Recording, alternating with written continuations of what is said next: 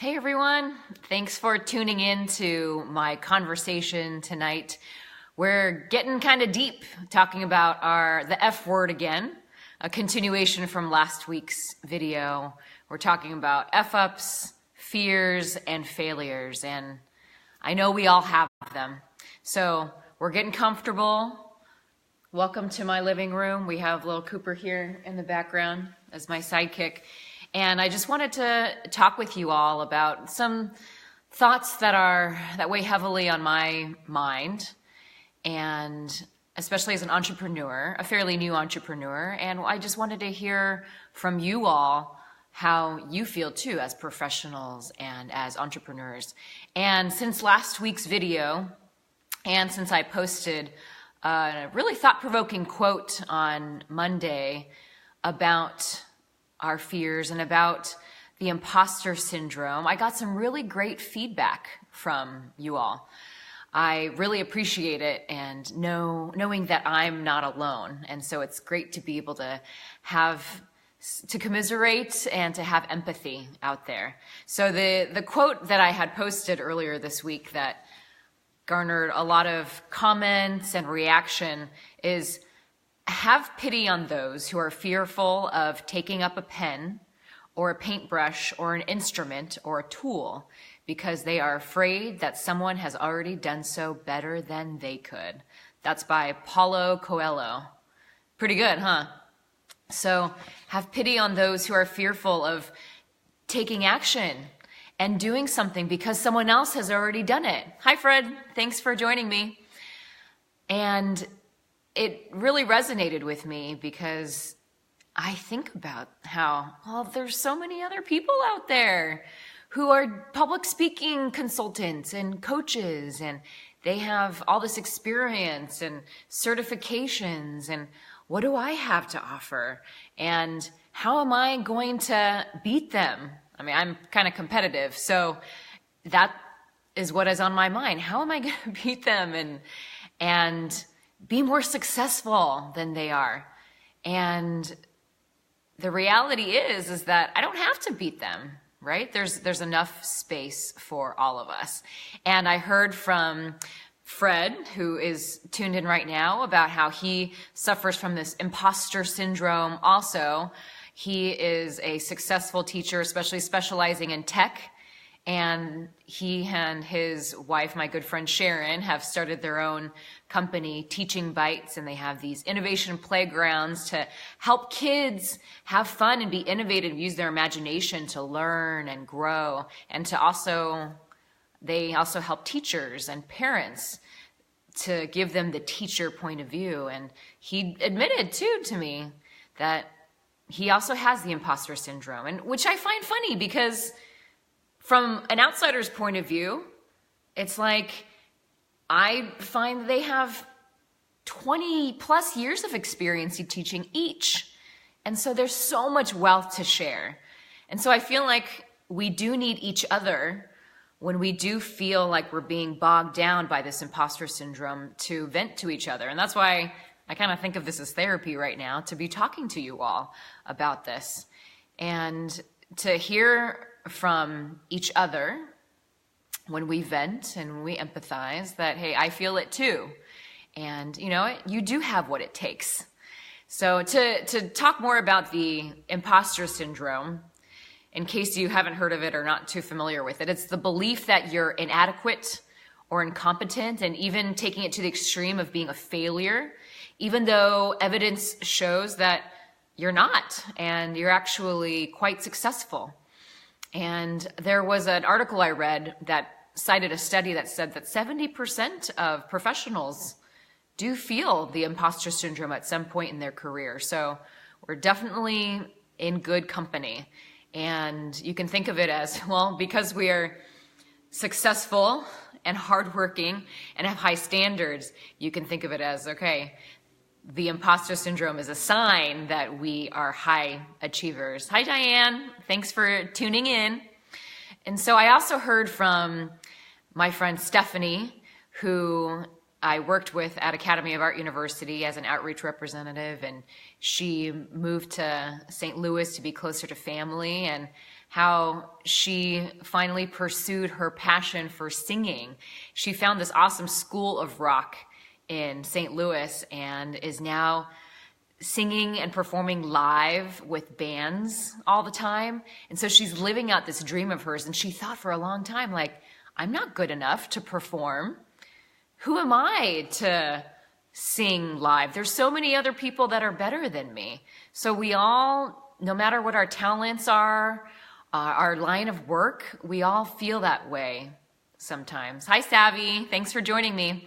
For me, the imposter syndrome sets in because I have insecurities as an entrepreneur.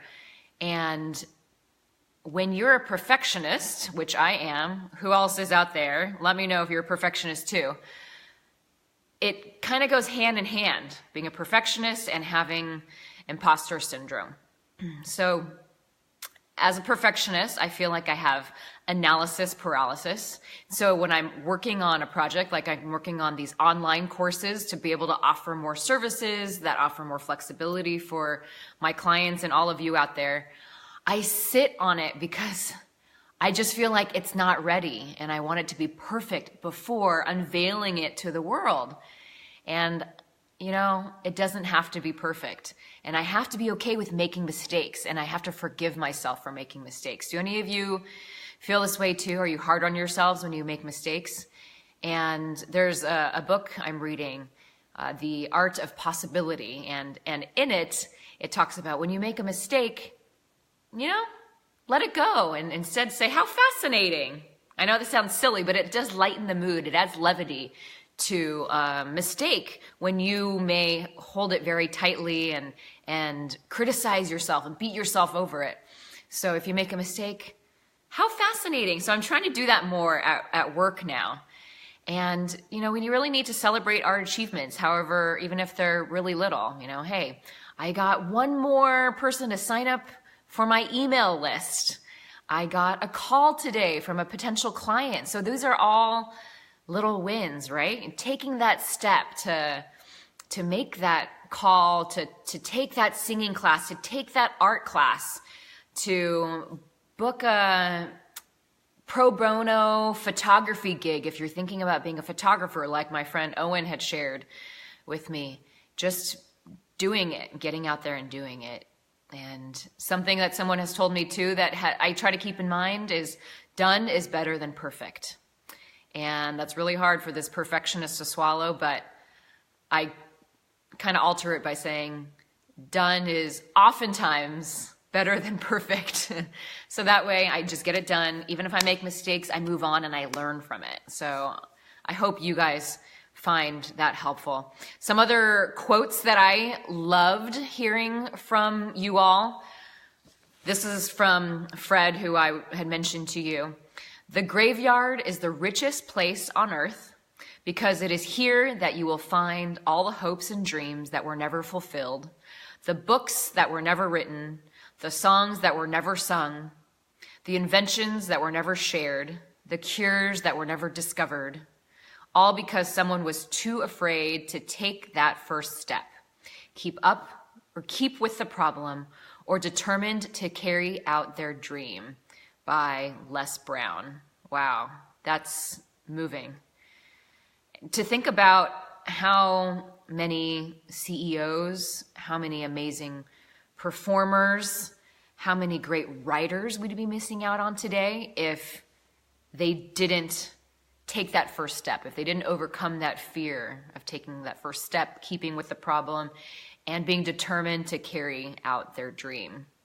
So that really hit me hard. Hi, Mom. Thanks for tuning in. Always good to have family support you, right? And here's another good one, too, that Stephanie, my friend who is the singer, shared. Comparison is the thief of joy by Theodore Roosevelt.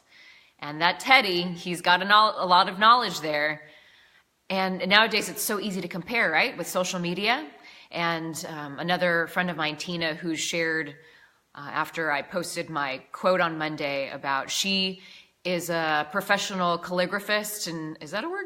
She does calligraphy for a living, for wedding invitations and for mostly weddings, I feel like, and events, beautiful work. And she's on Instagram. It's a blessing and a curse, right? She's on Instagram comparing her work to other people's work. And, we got to stop doing that. Comparison is the thief of joy. I do it too. I'm guilty of it. And if I could quit social media, I might have mentioned this last week, if I could quit social media, at least give it a break, I would, just to have some peace of mind. But the reality is I need it for my business and for my work. Thank you, Diane. Calligrapher, not calligraphist. That's the right term. And so I hope these thoughts are helpful for you. I hope you can empathize with me. I hope I'm not alone here. And when it comes to public speaking, because I know that this is what you're here for and what my platform is for, this relates because as entrepreneurs, as professionals, we do have to present ourselves in the best light. And the core of confidence is obviously being in a good place within ourselves, in our souls and in our minds, and having that confidence deep down in what we're doing is obviously going to give us and is going to empower us to be able to present better, to be able to pitch better, to more confidently, and talk to people about our professions more clearly and with passion and authenticity. I'm always talking about when you're presenting, be authentic, dare to be vulnerable. And so that's what I'm doing with you now by sharing this. And so don't be afraid to be vulnerable with your own clients and with your own audience. I'll leave you with some inspiring words from my dear friend, Tuan Lam. So it's not necessarily not yet a famous writer, author, or president, but Tuan has some really insightful words that fits with this message tonight. Everyone has her own unique power. It is our responsibility to find that power and use it to the fullest capacity we can in the service of other people. So what's your talent? What's your gifts? It's a shame to not share it with the world, right? So seize it and be confident and let me know. Turn to me for some empathy and advice, or if you just want a cheerleader, I'm here for you. That's what I'm all about. Thank you for watching. Please leave your comments, and I want to hear about your fears. I want to hear about your inspirational quotes that keep you motivated, and I will see you next week.